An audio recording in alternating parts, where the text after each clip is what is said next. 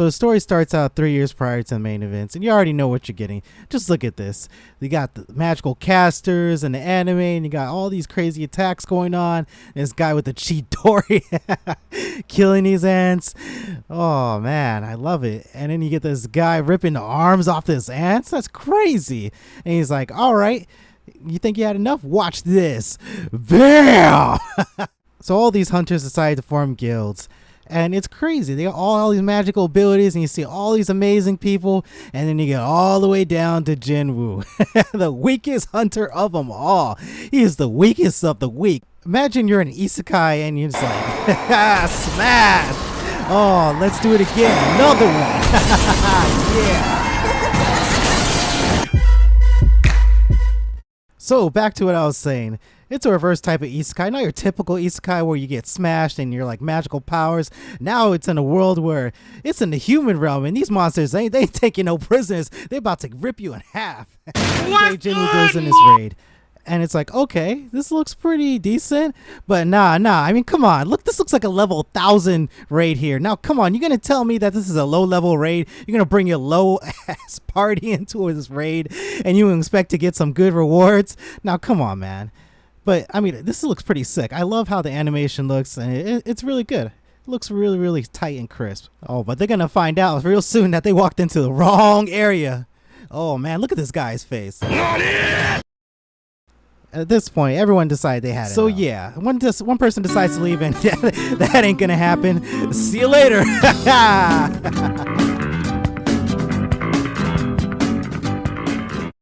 So at this point, Jinwoo realizes, yeah, we're all screwed, bro. We all screwed. We done. We cooked, bro.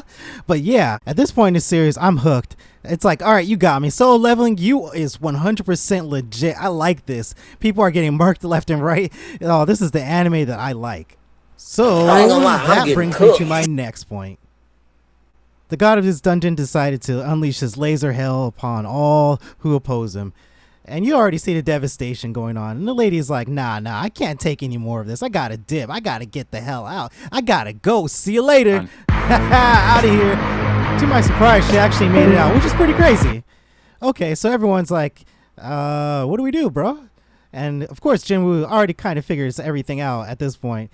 They're all screwed. They done. They cooked. So, like the same group of people that they start to worship God. Because at this point, you gotta think this guy's the god. He is your god today. Despite everything that happened in this dungeon, Jinwoo actually makes it out. He made it out by the hair of the MC power. Just look at that. He even got a system notification to unlevel cap himself. That is crazy. So now he's not going to be the weakest hunter in the world. I'm not going to spoil any of the main points of the story, but after some time, Jinwoo gets really skilled. He gets really powerful, and he fights this Sansa type build character. Now look at this psycho. This guy is crazy. This guy just reeks of that psycho anime typical killer. That evil smile and everything. Man is just straight demon time. I don't even think light can match that type of devious smile now. So yeah, Jinwoo's fighting him, and he got all these nice little abilities and this nice sword or dagger to go along with it. And he's just like, oh, okay, you dodged my attack? All right, cool. Bet we about to see how strong you really are. And his old comrades from the dungeon are just like, what the hell is going on? This guy's on a different level. This guy is crazy. So yeah, I mean, this is one of the best fights in the series, I think, so far. So of course, Jinwoo gets out of it alive. I mean, come on, he's the main character. Now you trying to scrap with the main character or the protagonist series, you're just going to get smirked. That's all, that's it. By the end of this fight and towards the end of this season, he's about high A rank, or yeah, I'd say mid-range, mid to high rank A. And that's pretty crazy. He went from E, the lowest of the low, to A rank. That's pretty powerful. This guy is going to be a monster in this series. And if you think you saw everything, just wait. Just wait. This guy is going to get stronger and stronger as the series progresses. And I think it's going to run into issues because of that. So during the season finale, this guy's outnumbered against all these knights that he wants to go on this mission just so he can get a really good reward. And he's like, all right, I had enough of this. Let's go. Let's fight. This guy's on his last leg, throwing punches left and right. Ooh, combos. He's punching him until he gets his bells wrong. I'm like, okay, that's pretty understandable. You're outnumbered. You ain't got no potions. You ain't got nothing. You just screwed, okay? You just screwed. So at this point, with no other options, he's like, all right, I'm about to throw these fists till I go down. But he lucks out and gets a break. And he gets his own boss music against these guys. Come on.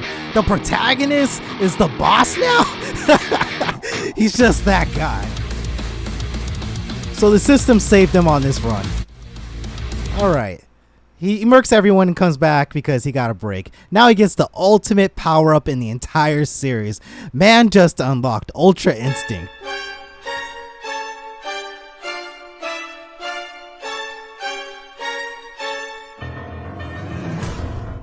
So what are my overall thoughts of Season 1? Honestly, I did not expect myself to like the anime as much as I did. I had some really great fun watching this anime, and honestly, it brought me back to the time when I first watched Ichigo vs. Byakuya, Naruto vs. Sasuke, and other great fights I saw in Shonen. The struggle that the main character goes through on his journey to get stronger only has you rooting for him the entire time. To me, Jinwoo doesn't feel like he has much depth to him outside of just getting stronger to protect his family and other people that he cares and loves about. I ultimately think that this is going to be the main problem of the story. That he just becomes so overpowered, you just expect him to win. Like that same magic I was talking about where you feel that this guy is he gonna overcome the situation? Is he gonna like actually make it out alive? I think that's the magic of the series. And now that you've introduced an unleveling cap to the main character, and you're telling me that everyone else is stuck at the same level compared to this guy that's just unlevel capped himself, I think that's a problem.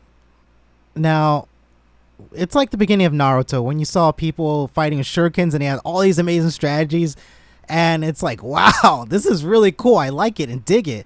And then when it got to Shippuden, it became an overpowered mess. Even towards the end of the series, you're like, come on, man. And I think this is going to be a problem way sooner than later because of all the power-ups that the main character got in the series.